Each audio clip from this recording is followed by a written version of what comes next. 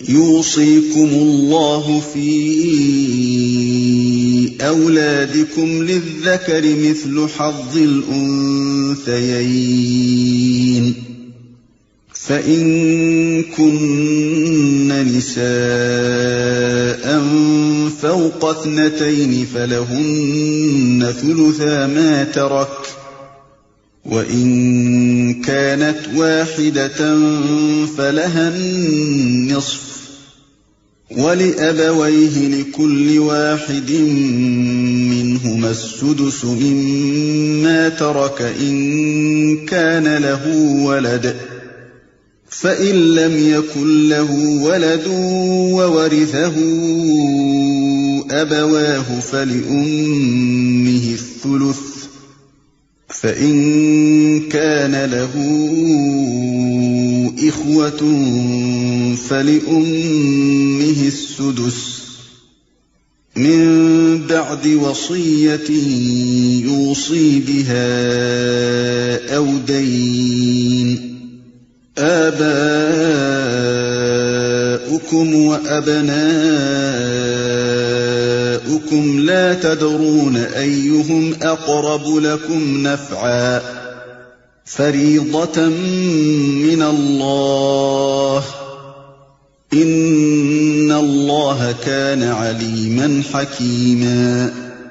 تمہاری اولاد کے بارے میں اللہ تمہیں ہدایت کرتا ہے کہ مرد کا حصہ 2 عورتوں کے برابر ہے۔ اگر میت کی وارث 2 سے زائد لڑکیاں ہوں تو انہیں ترکے کا 2/3 دیا جائے، اور اگر ایک ہی لڑکی وارث ہو تو آدھا ترکہ اس کا ہے۔ اگر میت صاحب اولاد ہو تو اس کے والدین میں سے ہر ایک کو ترکے کا 6واں حصہ ملنا چاہیے، اور اگر وہ صاحب اولاد نہ ہو اور والدین ہی اس کے وارث ہوں تو ماں کو 3واں حصہ دیا جائے، اور اگر میت کے بھائی بہن بھی ہوں تو ماں 6 حصے کی حقدار ہوگی۔ یہ سب حصے اس وقت نکالے جائیں گے جبکہ وصیت جو میت نے کی ہو پوری کر دی جائے اور جو قرض اس پر ہو ادا کر دیا جائے۔ تم نہیں جانتے کہ تمہارے ماں باپ اور تمہاری اولاد میں سے کون بالحاظ نفع تم سے قریب تر ہے۔ یہ حصے اللہ نے مقرر کر دیے ہیں، اور اللہ یقیناً سب حقیقتوں سے واقف اور ساری مصلحتوں کا جاننے والا ہے۔ مرد کا حصہ 2 عورتوں کے برابر ہے۔ میراث کے معاملے میں یہ اولین اصولی ہدایت ہے کہ مرد کا حصہ عورت سے دگنا ہے، چونکہ شریعت نے خاندانی زندگی میں مرد پر زیادہ معاشی ذمہ داریوں کا بوجھ ڈالا ہے اور عورت کو بہت سی معاشی ذمہ داریوں کے بار سے سبکدوش رکھا ہے۔ لہذا انصاف کا تقاضا یہی تھا کہ میراث میں عورت کا حصہ مرد کی بنسبت کم رکھا جاتا ہے۔ اگر میت کی وارث 2 سے زائد لڑکیاں ہوں تو انہیں ترکے کا 2/3 دیا جائے۔ یہی حکم 2 لڑکیوں کا بھی ہے۔ مطلب یہ ہے کہ اگر کسی شخص نے کوئی لڑکا نہ چھوڑا ہو اور اس کی اولاد میں صرف لڑکیاں ہی لڑکیاں ہوں تو خواہ 2 لڑکیاں ہوں یا 2 سے زائد، بہرحال اس کے کل ترکے کا 2/3 حصہ ان لڑکیوں میں تقسیم ہوگا اور باقی 1/3 دوسرے وارثوں میں۔ لیکن اگر میت کا صرف 1 لڑکا ہو تو اس پر اجماع ہے کہ دوسرے وارثوں کی غیر موجودگی میں وہ کل مال کا وارث ہوگا، اور دوسرے وارث موجود ہوں تو ان کا حصہ دینے کے بعد باقی سب مال اسے ملے گا۔ اگر میت صاحب اولاد ہو تو اس کے والدین میں سے ہر ایک کو ترکے کا 6واں حصہ ملنا چاہیے۔ یعنی میت کے صاحب اولاد ہونے کی صورت میں بہرحال میت کے والدین میں سے ہر ایک 1/6 کا حقدار ہوگا، خواہ میت کی وارث صرف بیٹیاں ہوں یا صرف بیٹے ہوں یا بیٹے اور بیٹیاں ہوں یا 1 بیٹا ہو یا 1 بیٹی، رہے باقی 2/3 تو ان میں دوسرے وارث شریک ہوں گے۔ اور اگر وہ صاحب اولاد نہ ہو اور والدین ہی اس کے وارث ہوں تو ماں کو 3واں حصہ دیا جائے۔ ماں باپ کے سوا کوئی اور وارث نہ ہو تو باقی 2/3 باپ کو ملے گا، ورنہ 2/3 میں باپ اور دوسرے وارث شریک ہوں گے۔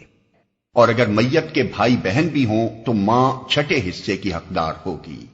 بھائی بہن ہونے کی صورت میں ماں کا حصہ 1/3 کے بجائے 1/6 کر دیا گیا ہے۔ اس طرح ماں کے حصے میں سے جو 1/6 لیا گیا ہے وہ باپ کے حصے میں ڈالا جائے گا، کیونکہ اس صورت میں باپ کی ذمہ داریاں بڑھ جاتی ہیں۔ یہ واضح رہے کہ میت کے والدین اگر زندہ ہوں تو اس کے بہن بھائیوں کو حصہ نہیں پہنچتا۔ یہ سب حصے اس وقت نکالے جائیں گے جبکہ وصیت جو میت نے کی ہو پوری کر دی جائے اور جو قرض اس پر ہو ادا کر دیا جائے۔ وصیت کا ذکر قرض پر مقدم اس لیے کیا گیا ہے کہ قرض کا ہونا ہر مرنے والے کے حق میں ضروری نہیں ہے اور وصیت کرنا اس کے لیے ضروری ہے، لیکن حکم کے اعتبار سے امت کا اس پر اجماع ہے کہ قرض وصیت پر مقدم ہے، یعنی اگر میت کے ذمے قرض ہو تو سب سے پہلے میت کے ترکے میں سے وہ ادا کیا جائے گا، پھر وصیت پوری کی جائے گی اور اس کے بعد وراثت تقسیم ہوگی۔ وصیت کے متعلق اس سے پہلے ہم بتا چکے ہیں کہ آدمی کو اپنے کل مال کے 1/3 حصے کی حد تک وصیت کرنے کا اختیار ہے، اور یہ وصیت کا قاعدہ اس لیے مقرر کیا گیا ہے کہ قانون وراثت کی روح سے جن عزیزوں کو میراث میں سے حصہ نہیں پہنچتا، ان میں سے جس کو یا جس کو آدمی مدد کا مستحق پاتا ہو، اس کے لیے اپنے اختیار تمیزی سے حصہ مقرر کر دے۔ مثلا کوئی یتیم پوتا یا پوتی موجود ہے، یا کسی بیٹے کی بیوہ مصیبت کے دن کاٹ رہی ہے، یا کوئی بھائی یا بہن یا بھاوج یا بھتیجا یا بھانجا اور کوئی عزیز ایسا ہے جو سہارے کا محتاج نظر آتا ہے، تو اس کے حق میں وصیت کے ذریعے سے حصہ مقرر کیا جا سکتا ہے، اور اگر رشتہ داروں میں کوئی ایسا نہیں ہے تو دوسرے مستحقین کے لیے یا کسی رفاع عام کے کام میں صرف کرنے کے لیے وصیت کی جا سکتی ہے۔ خلاصہ یہ ہے کہ آدمی کی کل ملکیت میں سے 2/3 یا اس سے کچھ زائد کے متعلق شریعت نے میراث کا ضابطہ بنا دیا،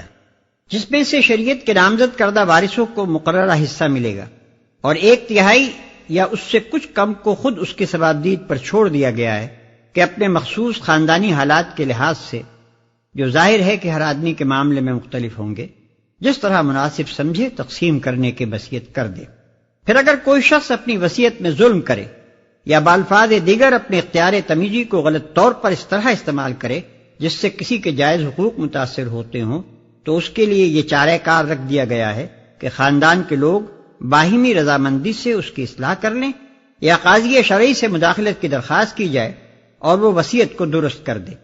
مزید تفصیل کے لیے ملاحظہ ہو میرا رسالہ یتیم پوتے کی وراثت۔ اور اللہ یقیناً سب حقیقتوں سے واقف اور ساری مصلحتوں کا جاننے والا ہے۔ یہ جواب ہے ان سب نادانوں کو جو میراث کے اس خدائی قانون کو نہیں سمجھتے اور اپنی ناقص عقل سے اس کسر کو پورا کرنا چاہتے ہیں جو ان کے نزدیک اللہ کے بنائے ہوئے قانون میں رہ گئی۔ وَلَكُمْ نِصْفُ مَا تَرَكَ أَزْوَاجُكُمْ إِن لَّمْ يَكُن لَّهُنَّ وَلَدٌ فَإِن كَانَ لَهُنَّ وَلَدٌ فَلَكُمُ الرُّبُعُ مِمَّا تَرَكْنَ مِن بَعْدِ وَصِيَّةٍ يُوصِينَ بِهَا أَوْ دَيْنٍ وَلَهُنَّ الرُّبُعُ مِمَّا تَرَكْتُمْ إِن لَّمْ يَكُن لَّكُمْ وَلَدٌ فَإِن كَانَ لَكُمْ وَلَدٌ فَلَهُنَّ الثُّمُنُ مِمَّا تَرَكْتُم مِّن بَعْدِ وَصِيَّةٍ تُوصُونَ بِهَا أَوْ دَيْنٍ وَإِن كَانَ رَجُلٌ يُورَثُ كَلَالَةً أَوْ امْرَأَةٌ وَلَهُ أَخٌ أَوْ أُخْتٌ فَلِكُلِّ وَاحِدٍ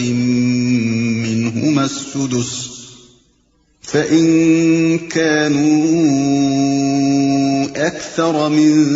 ذَلِكَ فَهُمْ شُرَكَاءُ فِي الثُّلُثِ من بعد وصية يوصى بها أو دين غير مضار وصية من الله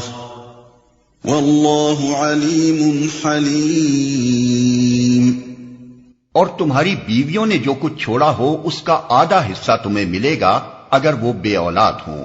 ورنہ اولاد ہونے کی صورت میں ترکے کا 1/4 حصہ تمہارا ہے، جبکہ وصیت جو انہوں نے کی ہو پوری کر دی جائے اور قرض جو انہوں نے چھوڑا ہو ادا کر دیا جائے،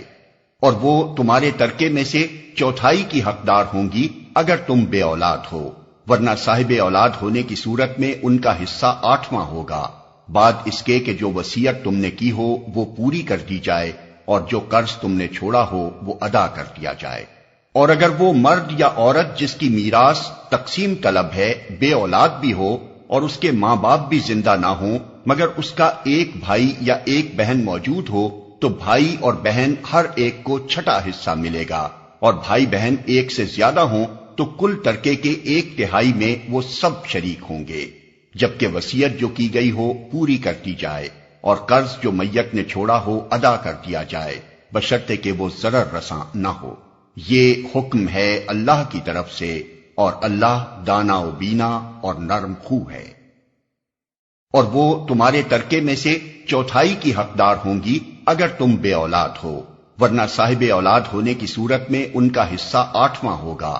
یعنی خواہ ایک بیوی ہو یا کئی بیویاں ہوں، اولاد ہونے کی صورت میں وہ 1/8 کی، اور اولاد نہ ہونے کی صورت میں 1/4 کی حصے دار ہوں گی، اور یہ 1/4 یا 1/8 سب بیویوں میں برابری کے ساتھ تقسیم کیا جائے گا۔ اور بھائی بہن ایک سے زیادہ ہوں تو کل ترکے کے 1/3 میں وہ سب شریک ہوں گے۔ باقی 5/6 یا 2/3 جو بچتے ہیں، ان میں اگر کوئی اور وارث موجود ہو تو اس کو حصہ ملے گا، ورنہ اس پوری باقی ماندہ ملکیت کے متعلق اس شخص کو وصیت کرنے کا حق ہوگا۔ اس آیت کے متعلق مفسرین کا اجماع ہے کہ اس میں بھائی اور بہنوں سے مراد اخیافی بھائی اور بہن ہیں، یعنی جو میت کے ساتھ صرف ماں کی طرف سے رشتہ رکھتے ہوں اور باپ ان کا دوسرا ہو۔ رہے سگے بھائی بہن اور وہ سوتیلے بھائی بہن جو باپ کی طرف سے میت کے ساتھ رشتہ رکھتے ہوں تو ان کا حکم اسی سورہ کے آخر میں ارشاد ہوا ہے، بشرطے کہ وہ ضرر رساں نہ ہو۔ وصیت میں ضرر رسانی یہ ہے کہ ایسے طور پر وصیت کی جائے جس سے مستحق رشتہ داروں کے حقوق تلف ہوتے ہوں، اور قرض میں ضرر رسانی یہ ہے کہ محض حقداروں کو محروم کرنے کے لیے آدمی خواہ مخواہ اپنے اوپر ایسے قرض کا اقرار کرے جو اس نے فی الواقع نہ لیا ہو، یا اور کوئی ایسی چال چلے جس سے مقصود یہ ہو کہ حقدار میراث سے محروم ہو جائیں۔ اس قسم کے ضرار کو گناہ کبیرہ قرار دیا گیا ہے۔ چنانچہ حدیث میں آیا ہے کہ وصیت میں نقصان رسانی بڑے گناہوں میں سے ہے، اور ایک دوسری حدیث میں نبی صلی اللہ علیہ وسلم کا ارشاد ہے کہ آدمی تمام عمر اہل جنت کے سے کام کرتا رہتا ہے مگر مرتے وقت وصیت میں ضرر رسانی کر کے اپنی کتاب زندگی کو ایسے عمل پر ختم کر جاتا ہے جو اسے دوزخ کا مستحق بنا دیتا ہے۔ یہ ضرار اور حق تلفی اگرچہ ہر حال میں گناہ ہے، مگر خاص طور پر کلالہ کے معاملے میں اللہ تعالیٰ نے اس کا ذکر اس لیے فرمایا کہ جس شخص کے نہ اولاد ہو نہ ماں باپ ہوں، اس میں عموماً یہ میلان پیدا ہو جاتا ہے کہ اپنی جائیداد کو کسی نہ کسی طرح تلف کر جائے اور نسبتاً دور کے رشتہ داروں کو حصہ پانے سے محروم کر دے۔ اور اللہ دانا و بینا اور نرم خو ہے۔ یہاں اللہ تعالیٰ کی صفت علم کا اظہار 2 وجوہ سے کیا گیا ہے۔ ایک یہ کہ اگر اس قانون کی خلاف ورزی کی گئی تو اللہ کی گرفت سے آدمی نہ بچ سکے گا۔ دوسرے یہ کہ اللہ نے جو حصے جس طرح مقرر کیے ہیں وہ بالکل صحیح ہیں، کیونکہ بندوں کی مصلحت جس چیز میں ہے اللہ اس کو خود بندوں سے زیادہ بہتر جانتا ہے۔ اور اللہ کی صفت حلم یعنی اس کی نرم خوئی کا ذکر اس لیے فرمایا کہ اللہ نے یہ قوانین مقرر کرنے میں سختی نہیں کی ہے، بلکہ ایسے قاعدے مقرر کیے ہیں جن میں بندوں کے لیے زیادہ سے زیادہ سہولت ہے تاکہ وہ مشقت اور تنگی میں مبتلا نہ ہوں۔ تلك حدود الله ومن يطع الله ورسوله يدخله جنات تجري من تحتها الأنهار خالدين فيها وذلك الفوز العظيم۔ یہ اللہ کی مقرر کی ہوئی حدیں ہیں۔